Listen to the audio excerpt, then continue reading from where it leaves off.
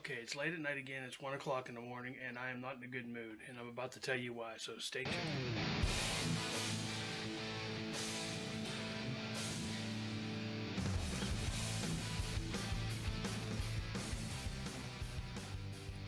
Okay, so welcome back. First of all, like, subscribe, and all that stuff. I'm not going to get into that right now.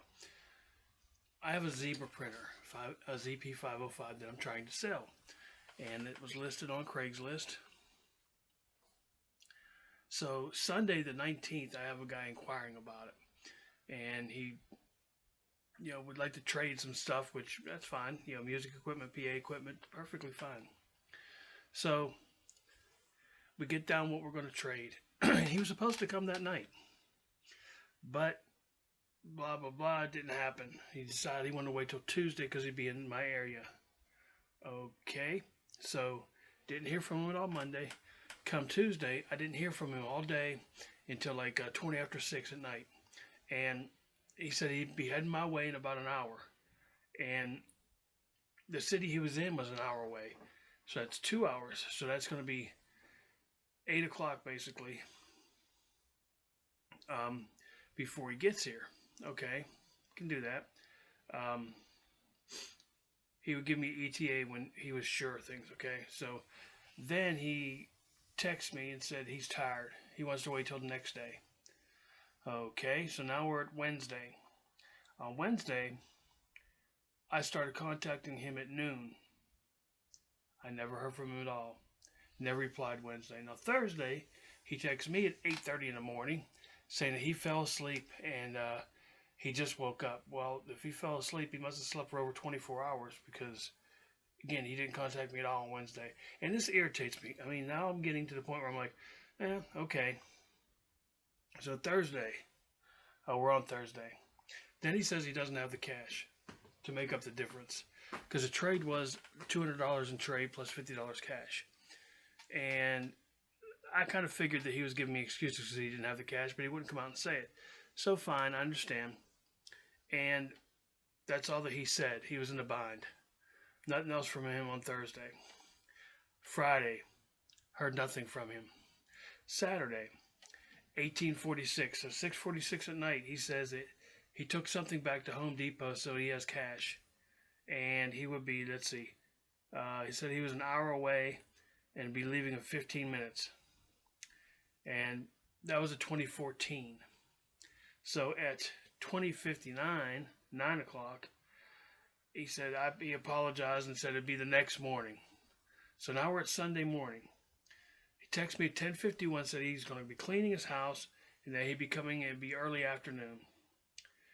Early afternoon. So at 10 minutes until 2, I don't know what he considers early afternoon. I consider early afternoon anywhere between 12:30, 1:32.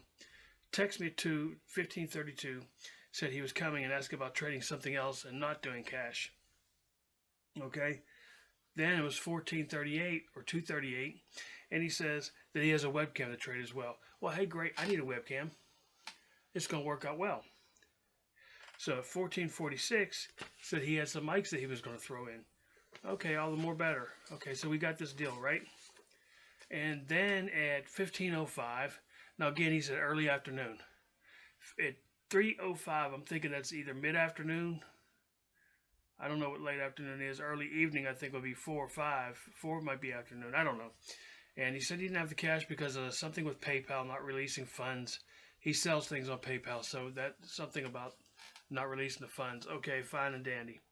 And then 15:27, he said he would need a USB cord with the printer. Well, that's fine. I have one that went with it, packaged with it anyway. Not a problem. So 15:53.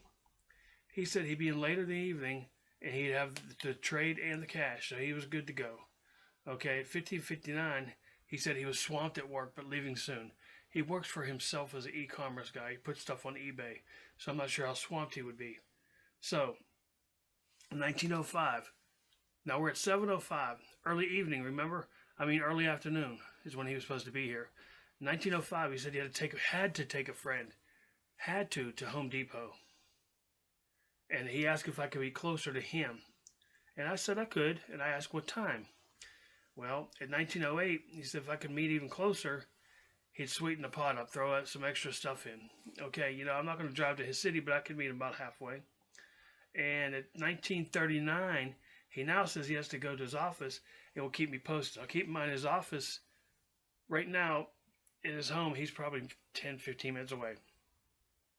His office is an hour away from me, and it's about an hour away from him, the way that it works. And in 1941, he texted, hey, I appreciate your patience. I've been going through a lot, blah, blah, blah. Remember, today's Sunday. This is a week on selling something. And then he, at 8 o'clock, he said he was still in that city, which is an hour away from me, so that means minimum 9. If he left right then, it'd be 9. But then he said he was going to eat in that city, and then he'd be heading my way. Then he came right back and said, well, first he had to go to his house to gather everything up, and then head my way. So we're talking about he's going to eat. Now it's 8:30, so he's going to eat, so that's 9 o'clock. An hour to his house, it's 10 o'clock.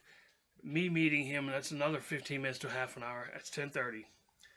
And at this point, I was fuming. And I said, that's it. I've had enough. I told him that this isn't going to work out, and I was done with this transaction. And that, he already had me going over a week on this. And that was ridiculous. We spoke on the phone a few times. He seemed legit. He seemed like a nice guy. I mean, I don't know why. If this was a scam, I don't know what the purpose of it would be. I mean, he's not gaining anything by stringing me along like that. I actually think that he was trying to string me along to like the first of the month or something, and where he would be able to pay for it then. But if he would have said that, I would have been fine with it. So I'm not sure. I mean, if he would have just said that, I would have been fine. I'd have been like, okay, we can wait. I really want to cash the whole $250 for it, but he had some stuff that I wanted, so that, this would have worked out fine. Maybe he was telling the truth. Maybe it was just a string of unfortunate events. But the last straw was when and you know what? He never replied back after I said this. After I said, this wasn't going to work out, we were done. He not once replied back. So he knew what he was doing, and I finally caught up to it. So I just wanted to vent, guys. I appreciate it. I don't get upset or angry as much now. It's just not healthy for me to do so, but I just don't want things to get out of hand where I'm going to end up, going to meet somebody to want to punch them in the face. That's not healthy for anybody. So I'm going to go for now, and I will catch everybody on the flip-flop. This is Penguin Speaks. Peace out.